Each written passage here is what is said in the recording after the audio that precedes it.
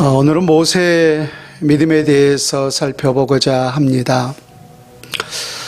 성경에 나오는 그 모세의 일생을 살펴보았을 때 모세는 어떠한 믿음의 소유자였는가? 한마디로 감히 평을 한다면은 모세는 자신의 정체성을 분명히 자각한 사람이었다라고 하는 사실을 알 수가 있습니다. 실은 모세라고 하는 그 이름 속에 자신의 정체성이 담겨져 있는 것을 볼 수가 있는데요. 보통 자신의 이름들은 자신을 낳아주었던 부모님들이 지어주는 경향이 많습니다. 그러나 모세의 이름은 실상은 바로의 공주가 그 이름을 지어줬던 것을 보게 되죠. 성경에도 기록되어 있는데요. 바로의 딸에게로 데려가니 그가 그의 아들이 되니라. 그가 그의 이름을 모세라여 이르되 이는 내가 그를 물에서 건져내었음이라 하였더라. 그러니까 바로의 공주가 그 모세라고 하는 이름을 지어준 이유는 단순하죠. 그 이유는 이는 물에서 건져내었음이라 라고 했어요. 우리가 이 고전 사극이라고 하나요? 그런 것을 보게 되면은 그 여성들의 이름을 그렇게 부르는 경향이 많아요. 3월이, 4월이, 5월이라고 말입니다. 그렇게 이름을 지은 이유는 간단한 것 같아요. 이 아이는 3월 달에 태어났기 때문에 3월이고 4월 달에 태어났기 때문에 4월이가 된 거죠. 그렇듯이 모세 역시 그 이유 또한 동일해요. 그는 물에서 건져내었기 때문에 모세가 되었던 거죠. 그러나 물에서 건져내었기 때문에 우리가 단순하게 모세라고 볼 수가 있지만은 하나님의 그 엄청난 섭리 속에서 왜 그 모세가 되었는지를 우리가 한 번 더 생각해 볼 수 있다라고 한다면은 그 모세라고 하는 그 이름 속에 하나님의 엄청난 계획이 담겨져 있음을 알 수가 있습니다. 모세, 그 이름의 뜻이 물에서 건진 자라고 있는데요. 왜 그를 물에서 건질 수밖에 없었는가? 그의 어떤 배경들이 담겨져 있는 것을 볼 수가 있는데요.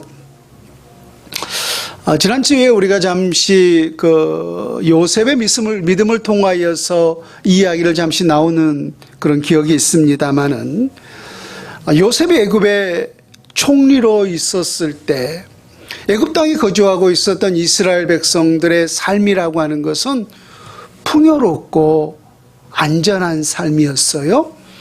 그 이유는 바로 요셉이 그 애굽의 실권자인 총리로 있었기 때문이죠. 그래서 그러한 요셉의 덕 때문에 이스라엘 백성들은 그 애굽 땅에 거주하고 있으면서도 풍요로운 삶, 또 평화로운 삶, 또 안전이 보장되는 그러한 삶을 누릴 수가 있었단 말입니다. 근데 문제는 요셉도 죽고 또 요셉 당시에 있었던 그 애굽의 왕이 죽고 난 이후에 새로운 그 애굽의 왕이 출현하면서부터였어요. 그래서 그 새롭게 탄생한 그 왕이 역사적으로 보면은 투투모스 1세라라고 말을 해요. 근데 이 투투모스 1세라고 하는 이 애굽의 새로운 왕이 출현을 하면서 이스라엘 백성들, 그 애굽 땅에 소위 기생한다라고 말하죠. 기생하고 있는 이스라엘 백성들 향해서 소위 두 가지 정책을 펴니다. 하나는 말 그대로 엄청난 핍박의 정책을 폈던 거죠. 자기들과 같은 그런 동족의 일원으로 생각해 주는 것이 아니라 그 땅에 소위 기생하고 있는 이스라엘 백성들을 소위 노예로 삼는 것이었어요. 그러니까 우리가 성경에도 보면은 굳고서 람성 또 비돔성 그런 많은 성들을 이렇게 건축하는 것을 보지 않습니까? 그래서 이스라엘 백성들이 그 힘든 성을 건축하는 그 노예 현장으로 그들을 몰았던 거예요. 그래서 이스라엘 백성들은 한순간에 그 애굽 속에서 매일매일 고난과 고통의 삶을 살아갈 수밖에 없는 노예로 전락하고 말았어요. 또 하나의 이 두트모스 1세가 정책을 이스라엘 백성들을 향해서 썼는데 소위 산하 제한 정책을 썼어요. 그러니까 아까도 말했듯이 이스라엘 백성들에게 이처럼 많은 핍박을 가하면은 그들의 숫자가 이 고난 때문에 더 줄어들 것이 아닌가라고 하는 그런 생각이 있었는데 웬걸? 그 반대였던 거예요. 그들에게 더 많은 핍박을 가할수록 그들에게 더 힘든 노역을 시킬수록 이스라엘 백성들의 수는 점점 더 부흥하고 있는 거예요. 그래서 이 애굽의 바로 왕이 최종적으로 어떠한 이스라엘 백성들에게 정책을 썼느냐면은 아들이 태어나거든 너희는 그를 나일강에 던지고 딸이거든 살려두라. 참 인간으로서 잔인하고도 폭력적인 정책 아닙니까? 사람이 태어났는데 그 아이를 죽이라고 하는 것은 말입니다. 근데 그럴 수밖에 없었던 그 이유는 바로 이 바로 왕에게서 이런 불안한 생각 때문이었죠.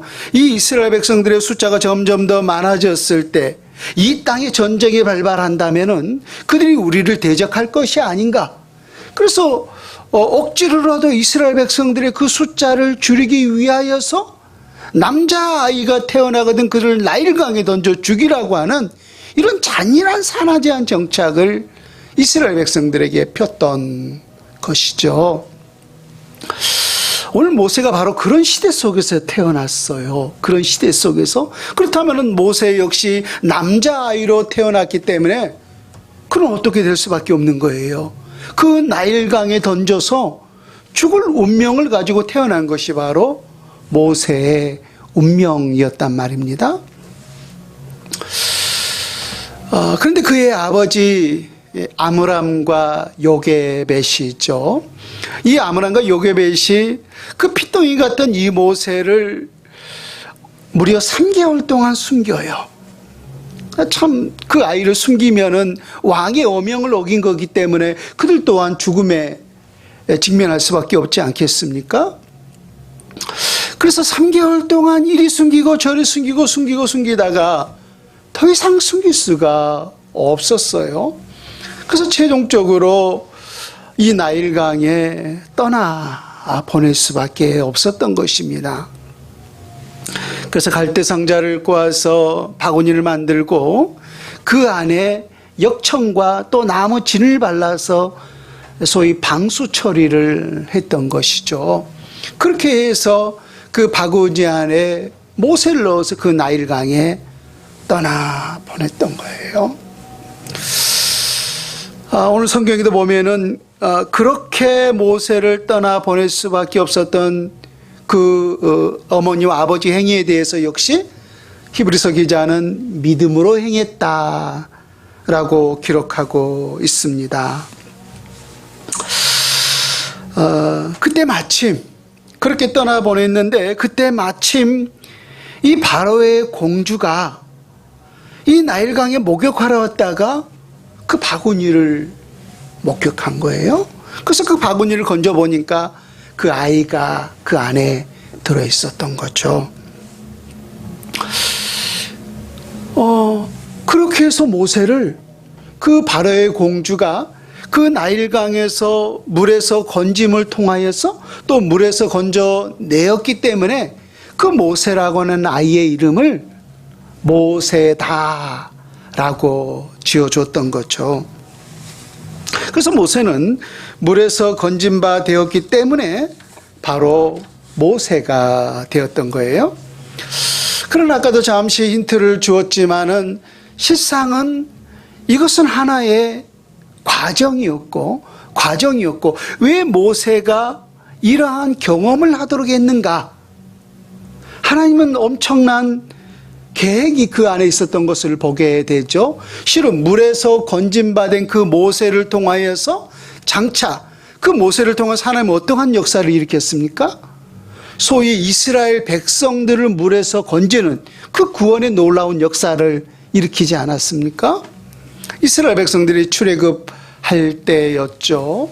그래서 뒤에서는 애굽의 군대가 쫓아오고 앞에는 홍해가 가로막혀 있었어요. 그때 하나님은 모세의 지팡이를 통하여서 모세를 통하여서 이스라엘 백성들을 그 물을 마치 마른 땅 건너듯이 건넜다라고 했어요. 그래서 친히 물에서 건짐받은 그 모세를 통하여서 하나님은 이스라엘 백성들을 물에서 건지는 그 놀라운 역사를 일으켰던 것을 보게 됩니다.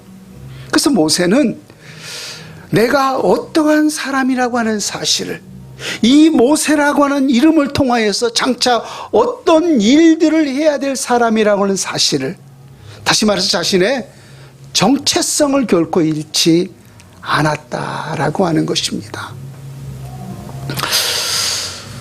여러분, 우리가 어떠한 존재라고 하는 이 정체성을 상실하게 된다면은 소위 물에 물 탄 듯 술에 술 탄 듯 좋은 게 좋은 거라고 그 현실을 쫓아 현실을 바라보는 현실주의자가 될 수밖에 없어요.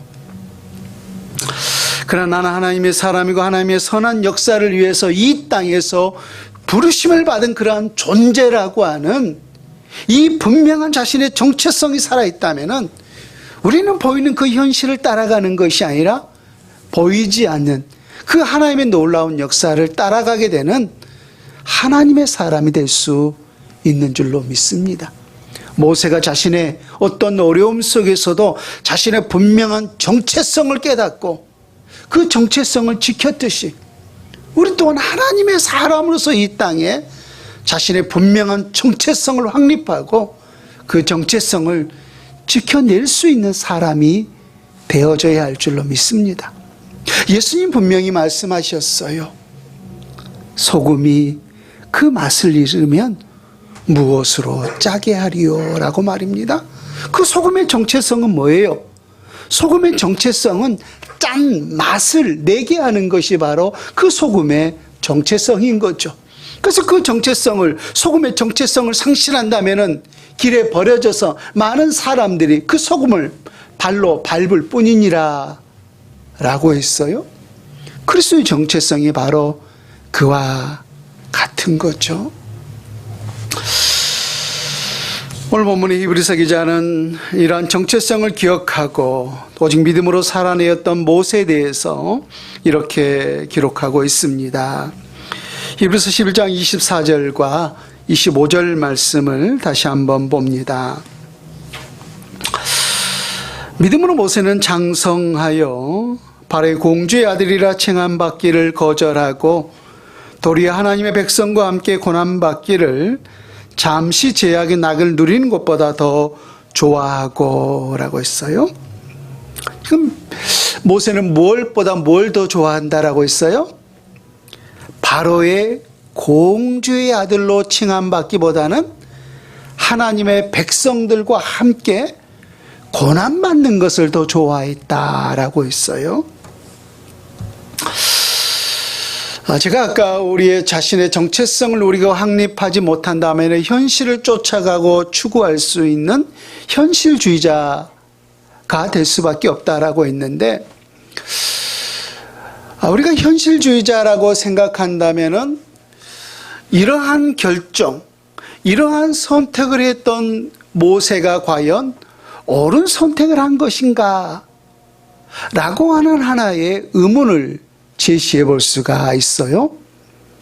다시 말하면은 모세가 바로의 공주의 아들로 칭함받는 그 자리에 있는 것이 이스라엘 백성들을 위해서 더 유익한 것인가? 아니면은 하나님의 백성들과 함께 그 고난받는 위치에 내려와서 고난받고 있는 그 이스라엘 백성들과 함께 있는 것이 오히려 이스라엘 백성들을 위해서 더 유익한 일인가? 라고 하는 거예요. 우리가 과연 현실주의자라면 어느 것이 이스라엘 백성들에게 더 유익하겠는가? 라고 하는 거예요. 자, 보세요. 아까 말했듯이 그 당시 바로 왕은 역사적으로 투트모스 1세라고 있고, 또 그의 딸 공주의 이름은 하셉수트였어요. 이건 역사적으로 이제 나오기 때문에 그의 딸 이름이 하셉수트였는데, 이 투트모스 1세에게 있어서 하셉수트라고 하는 이 딸은 소위 무남 동녀였어요. 우리는 외동딸이라고 말하기도 하죠. 그래서 이 투트모스 1세에게 있어서 하셉수트는 자신의 유일한 핏줄이었단 말입니다. 그리고 그 유일한 공주, 그 핏줄의 아들이 지금 누구예요?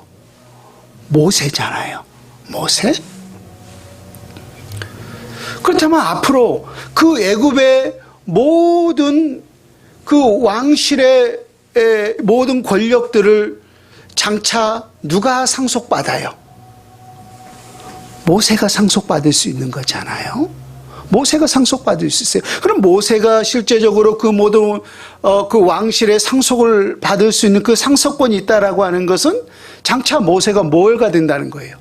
애굽의 왕이 될 수 있다라고 하는 거잖아요. 그런 면에서 생각해 본다면은 지금 모세가 바로의 공줄로 아들로 있는 것이 이스라엘 백성들에게 과연 유익한 것인가? 아니면은 그 고난받고 있는 이스라엘 백성들과 함께 있는 것이 이스라엘 백성들에게 유익한 것인가? 우리가 현실주의자의 그런 위치에서 생각해 본다면은 어느 것이 이스라엘 백성들에게 더 유익할 수가 있겠는가라고 하는 거예요. 지난주에 여러분 생각나십니까? 이스라엘 백성들 약 70명이 애굽 땅에 거주하면서도 그들이 그 땅에서 풍요로움과 평화로움과 안락을 누릴 수 있었다라고 했어요. 누구 때문이라고 했습니까? 요셉 때문이라고 했잖아요. 왜? 요셉이 그들의 총리로서 모든 실권을 가지고 있었기 때문에 말입니다. 그래서 남은 땅에 거주하면서도 그들은 아주 풍요로운 삶을 살았어요. 누구 덕분에? 요셉의 덕을 보았기 때문에 말입니다. 그렇다면은 그렇게 고난과 핍박 속에 살고 있는 이스라엘 백성들이 그것에서 현실적으로 해방될 수 있는 유일한 길은 누가 왕이 되는 거예요? 모세가 왕이 되는 거잖아요. 모세가 왕이 되면은 모세 속에는 지금 어떠한 정체성이 있어요? 하나님의 사람이라고 하는 그 정체성이 살아있는 사람이라고 했잖아요. 그렇다면은 그가 왕이 되었을 때, 새로운 그 애굽의 왕이 되었을 때 이스라엘 백성들에게 어떠한 정책을 펼 것을 우리가 기대할 수가 있겠어요? 마치 애굽 땅에 있었던 요셉이 총리로 있었을 때 그들이 평화로움과 풍요로움 속에 살아갈 수 있었듯이, 만약에 모세가 그 애굽의 실권자가 된다면은, 왕이 된다면은 그렇게 핍박받고 고난받고 있을 때 이스라엘 백성들에게 잘 대해줄 것 아니겠는가라고 하는 거예요. 그들에게 풍요로움을 줄 수 있는 것 아닌가, 참된 자유를 줄 수 있지 않겠는가라고 하는 생각인 것입니다. 그런 면에서 우리가 생각해 본다면은, 현실주의자의 이치에서 생각해 본다면은 모세는 애굽의 바로의 공줄로 있는 것이 오히려 이스라엘 백성들에게 더 유익한 삶이 되지 않겠는가라고 하는 생각을 할 수 있다라고 하는 것이죠. 근데 왜 모세는 이런 사실을 모를 리가 없었건만, 모세 역시 왜 모세는 그런 생각을 가지고 있었음에도 불구하고 바로의 왕자로서 칭함받는 이 모든 것을 마치 헌신짝 버리듯이 그 모든 것을 다 발로 차버리고 고난받고 있는 이스라엘 백성들과 함께하는 그 삶을 선택했는가라고 하는 거예요.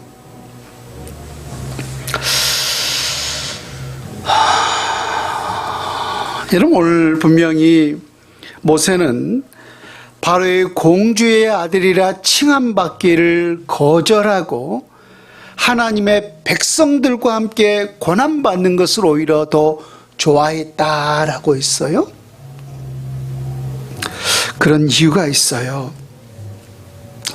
모세가 이렇게 궁극적인 선택을 한 이유는 그것이 순간이라 할지라도, 잠시 지나가는 그런 순간의 삶이라 할지라도 그것 자체가 죄악된 삶이라 한다면, 그것 자체가 하나님의 뜻을 어긋나는 삶이라고 한다면은 그 불의와 그 죄악과는 결단코 타협할 수가 없었기 때문입니다. 여러분, 다니엘을 생각해 보십시오. 다니엘이 왜 그 뜨거운 7배나 더한 불구덩이에 던져지게 되었습니까?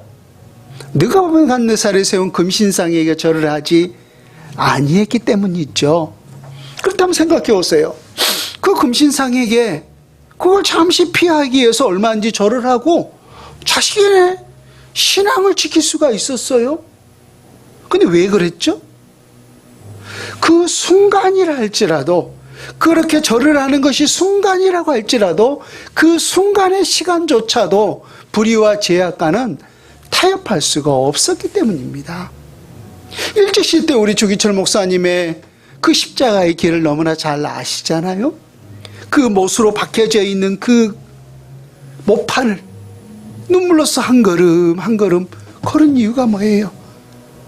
그 당시에 많은 한국교회 많은 목회자들, 수많은 사람들이 그건 일본의 그냥 하나의 문화이기 때문에, 신사에게 절을 하는 것은 그들의 문화이기 때문에, 또 그들로부터 우리가 지배를 받고 있기 때문에 어찌 보면 그냥 그들에게 절을 하는 것이 당연한 것이 아닌가 라고 생각할 수도 있잖아요.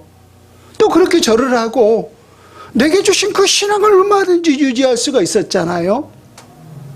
근데도 왜 불구하고 그 모판을 한 걸음 한 걸음 눈물로써 십자가를 지고 가듯이 그 길을 우리 주기철 목사님 걸어갔느냐라고 하는 거예요.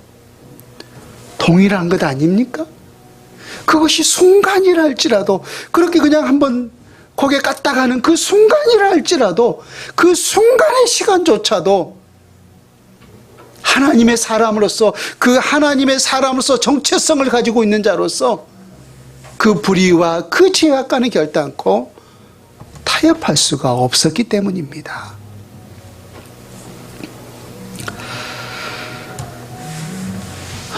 여러분, 모세가 왜 바로의 공주라고 하는 이 엄청난 권력을 차버리고 하나님의 백성들과 함께 고난을 받았는지 24절과 25절을 다시 한번 보십시오.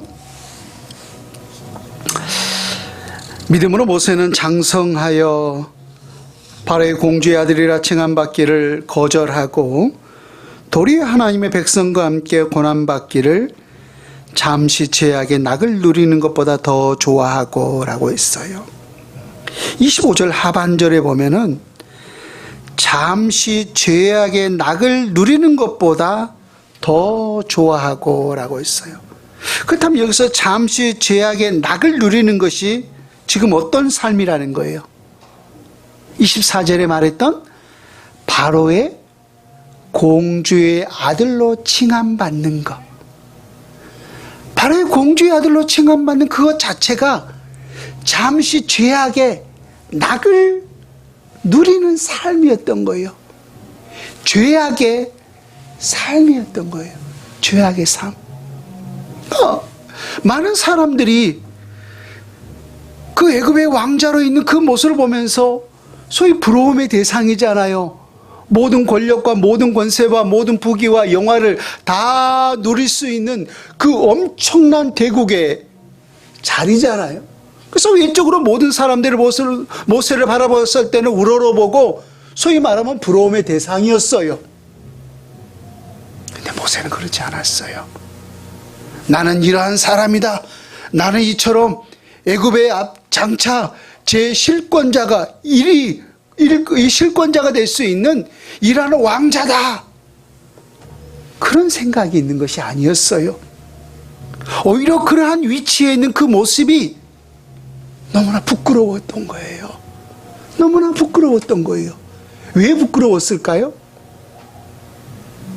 자신과 동일한 그런 정체성을 가지고 있는 내 백성들이었던 하나님의 백성들, 이스라엘 백성들은 지금 어떤 삶을 살고 있는 거예요? 애굽의 그 핍박 속에서 고통받고 노예로서 고난의 그 삶의 현장 속에서 살아가고 있잖아요. 자신과 같은 그러한 정체성을 가지고 있는 사람들은 이처럼 고난과 고통 속에 살아가고 있는데, 자신은 지금 그 엄청난 대제국의 왕자로서 살아가고 있는 그 모습이 자랑스럽고 내세우는 것이 아니라 그런 위치에 있는 자신의 모습이 오히려 부끄러웠던 거예요. 죄악의 낙을 누리고 있는 그 삶이 너무나 부끄러웠던 거예요. 그래서 그 모든 것들을, 그 모든 영광의 자리를 마치 헌신짝 차버리듯이 차버리고 하나님의 그 백성들의 위치에 내려와서 고난받고 있는 그 백성들과 함께 고난받기를 오히려 더 즐겨했던 것입니다. 여러분, 이게 뭐예요? 이것이 바로 모세가 가지고 있었던 하나님의 백성으로서 그 심령에 차고 있는 정체성이었어요. 모세의 정체성. 여러분, 이러한 모세의 정체성을 과연 누가 심어줬을까요? 모세라고 하는 그 정체성을 과연 누가 심어주었는가라고 하는 거예요. 저는 분명한 사실은 모세가 이러한 정체성을 가지고 있는 것은 그의 어머니 요게벳이 저는 심어줬는 줄로 믿습니다.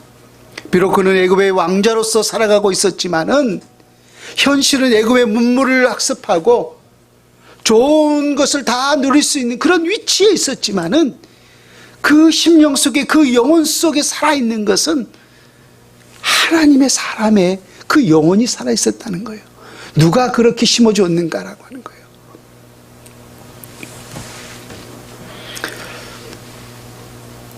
아까도 말했듯이 그의 어머니 요게벳은, 또 그의 아버지 아므람은 그런 시대 속에서 그가 태어났기 때문에 그 아이를 물에서 떠내려가게 할 수밖에 없었지만은, 나중에 보면은 그의 유모가 누가 돼요? 그 피덩이 같은 그 모세에게 젖을 먹이고 그 모세를 키우는 그 유모가 누구예요?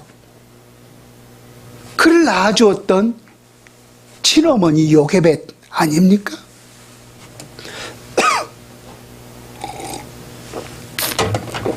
그렇다면 한번 생각해 봐요. 요게벳이 그 아이에게, 피덩이 같은 그 모세에게 젖을 물릴 때마다, 우리가 밥을 먹을 때마다 하나님 앞에 감사의 식기도를 하듯이 이 아이에게 젖을 먹일 때마다 하나님 앞에 어떤 기도를 했겠어요?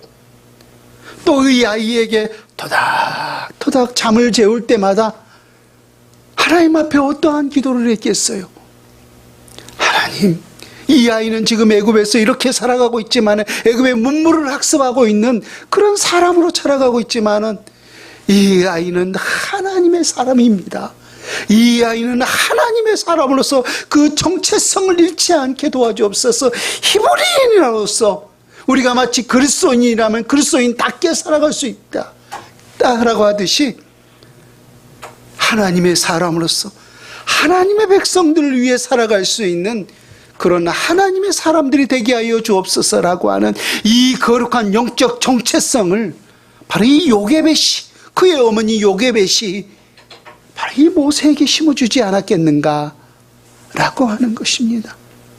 그래서 그는 외적으로는 애굽의 문물을 먹고 자랐지만은 그의 영혼은, 그 모세의 참된 영혼은 어머니 요게벳의 그 눈물을 먹고 자랐는 줄로 믿습니다. 그래서 그 모세 안에, 모세라고 하는 하나님의 사람이라고 하는 이 거룩한 정체성이, 영적 정체성이 살아있게 되었는 줄로 믿습니다.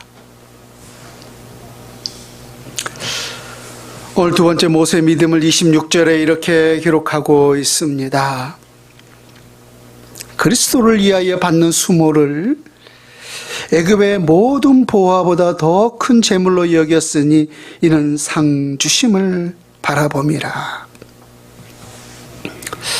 오늘 히브리서 기자는 모세가 바로의 공주의 아들로서 칭함받기를 거절하고 하나님의 백성들과 함께 고난받는 것을 더 좋아한 이런 선택을 했던 그러한 결정에 대해서 친히 그리스도가 받았던 그 수모의 그 순환에 비유하고 있어요.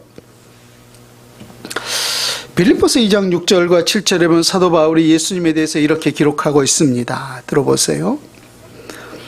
그런 근본 하나님의 본체시나 하나님과 동등됨을 취할 것으로 여기지 아니하시고 오히려 자기를 비워 종의 형체를 가지사 사람들과 같이 되셨고 사람의 모양으로 나타나사 자기를 낮추시고 죽기까지 복종하셨으니 곧 십자가에 죽으심이라.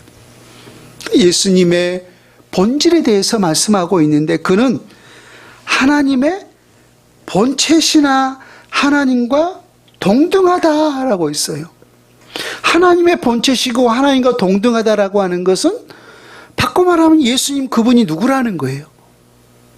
하나님이시라는 말이죠. 예수님 그분은 하나님이시라는 거예요. 근데 하나님이 지금 어떤 일들을 하셨어요? 사람들과 같이 되셨고 사람의 모양으로 우리 가운데 오셨다라고 있어요. 그리고 최종적으로 그가 하신 일이 뭐예요? 십자가에 죽으심이라고 했어요. 이것이 바로 예수님께서 우리 가운데 오셔서 하신 일이에요. 그분은 하나님이신데 우리 사람들과 같은 모양으로 이 땅에 오셔서 십자가에 죽으셨다는 거예요. 근데 왜 예수님께서 친히 이러한 일들을 하셨는가 하는 거예요. 무엇을 위해서, 어떠한 목적을 위해서 예수님께서 친히 이러한 일들을 행하셨는가. 물론 우리가 신학적으로 성경적으로 다양한 말씀들을 할 수 있겠지만은 오늘 말씀을 우리가 문맥을 통해서 생각해 본다면은 한 가지였어요. 누구와 함께 하시기 위함이라는 거예요. 하나님의 백성들과 함께 하시기 위함이었던 거예요. 그래서 우리 모두를 영원한 죄에서, 그 영원한 사망과 죄에서 우리를 해방시켜 주시고 하나님의 백성들과 함께 이 땅에서 고난과 고통 속에 있는 하나님의 백성들과 함께 하시기 위하여서 하늘의 그 모든 영광을 버리고 사람의 모양으로 오셔서 십자가의 죽으심을 통해서 우리 모두와 함께 하실 수 있게 된 것입니다. 그것이 예수님께서 이 땅에서 우리 모든 이들을 위해서 행하신 일이었던 거예요. 근데 지금 모세가 행한 일들을 히브리서 기자는 누구에 비유하고 있어요? 예수님에 비유하고 있던 거예요. 모세가 마치 예수님과 같은 그러한 삶을 살았다라고 하는 거예요. 한번 비교해 봅시다. 지금 모세가 현실적으로 누릴 수 있는 영광은 어떤 자리예요? 그 당시에 세계의 패권을 쥐고 있는 가장 강력한 대애굽이라고 하는 그 나라에 장차 왕권을 질 수 있는 바로의 공주의 아들이었잖아요. 그 엄청난 모든 영광을 마치 헌신작 차버리듯이 벗어버렸다라고 있어요. 무엇을 위해서 그걸 벗어버렸죠? 모세가 무엇 때문에? 고통받고 있는, 고난받고 있는 하나님의 백성들과 함께하기 위해서 말입니다. 그래서 하나님의 백성들과 함께하기 위해서 모세를 통해서 하나님 계획한 일이 뭐예요? 해방시키는 거죠. 해방시키는 일. 그 애굽 속에서 해방시키는 일. 그래서 그 일을 하나님은 모세를 통하여서 행하였던 거예요. 그러니까 모세의 그러한 모습을 보았을 때 마치 누구와 지금 같은 맥을 짚고 있어요? 예수님의 삶의 모습을 지금 모세가 그대로 실현하고 있었던 거죠.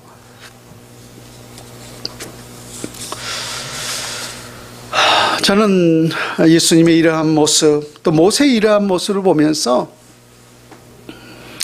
오늘 이 시대를 살아가고 있는 우리 그리스도인들의 정체성이 바로 이래야 되지 않는가라고 하는 두 가지 생각을 해보게 됩니다.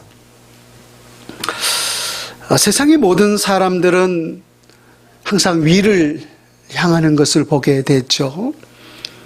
그래서 어찌됐든 내가 더 높은 지위에, 더 높은 직위에, 더 높은 권세에, 또 더 많은 물질을 소유하고 항상 높은 것을 지향하고 높은 자리에 있기를 원하는 것이 바로 세상의 정체성을 가지고 있는 모든 사람들의 공통적인 마음이에요. 그렇다면 우리 모든 그리스도인들이 가져야 할 분명한 정체성이 뭔가라고 하는 거예요.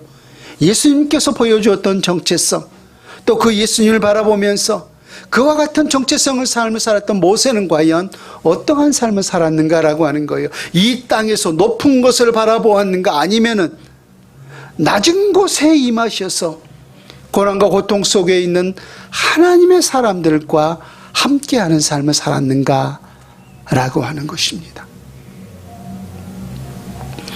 우리 모든 그리스도인들의 분명한 정체성은 낮은 곳을 지향할 수 있어야 할 줄로 믿습니다. 내가 희생하고 내가 헌신됨을 통하여서 오늘 또 고난과 고통 속에 있는 그 하나님의 사람들을 해방시키고 자유케 하는 그런 낮은 곳에 임할 수 있는 우리 모든 삶이 되어져야 할 줄로 믿습니다.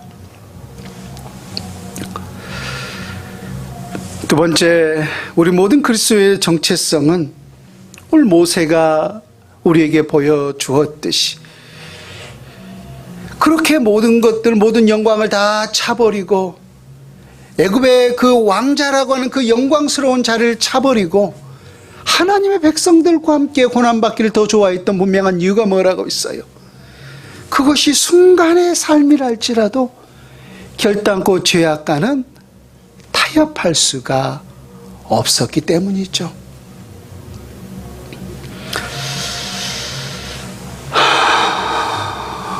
여러분, 순간의 죄악은요, 늘 우리에게 달콤함으로 다가와요. 순간의 죄악은 늘 우리에게 육적인 즐거움과 쾌락으로 다가와요. 첫사람 아담과 하와의 범죄가 그러하지 않았습니까? 뱀이 미혹했던 그 선악과를 보면서 그들이 고백한 게 뭐였어요? 먹음직도 하고 보암직도 하고 지혜롭게 할 만큼 탐스럽기도 한지라라고 있어요. 그래서 우리의 현실에 우리의 눈에 보았을 때 달콤함으로 다가온다는 거예요. 달콤함으로.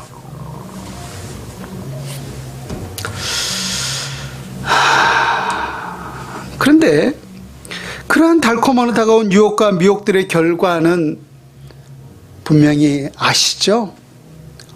허무함이라는 거예요. 그러한 미혹과 그러한 유혹이 넘어갔을 때 그 결과가 우리에게 주는 것은 허무함이라는 거예요. 후회감이라는 거예요. 또 하나는 그러한 즐거움과 그런 미혹이 넘어갔을 때 그것은 정말로 순간에 불과하다는 것입니다. 그러나 반대로 우리가 하나님의 이 거룩한 영광의 그 정체성을 지킨다라고 하는 것은 분명한 사실은 우리에게 고난이고 고통의 순간이라고 하는 것입니다. 그러나 그 고난과 고통이 우리에게 주는 열매는 다르죠. 참된 기쁨과 참된 만족감이라고 하는 거예요. 그리고 그러한 정체성을 우리가 고난 속에서 인내함에 지켰을 때 그러한 즐거움과 그러한 만족감은 순간이 아니라 영원한 것이라는 거예요. 영원한 것.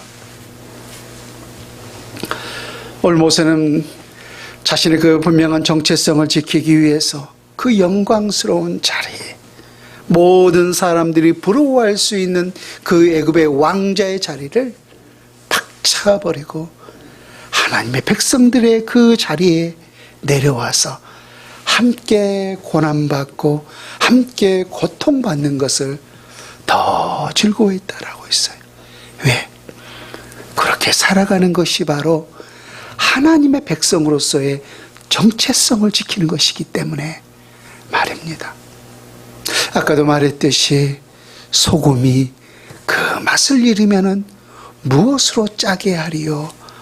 아무짝에도 쓸모가 없어서 사람들의 발에 밟힐 뿐이니라 라고 있습니다.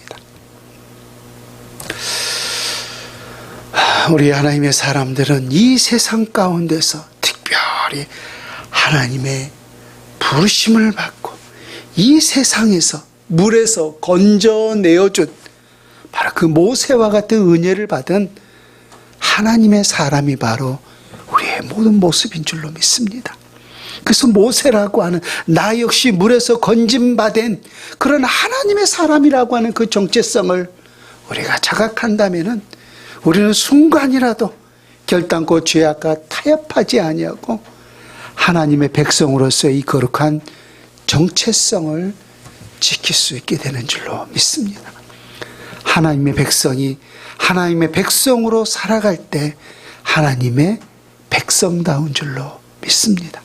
하나님이 내게 주신 이 거룩한 정체성을 오늘도 우리 모두가 믿음으로 지키며 살아갈 수 있는 신실한 하나님의 사람들이 다 될 수 있기를 우리 주 예수님의 이름으로 축원을 드립니다. 아멘.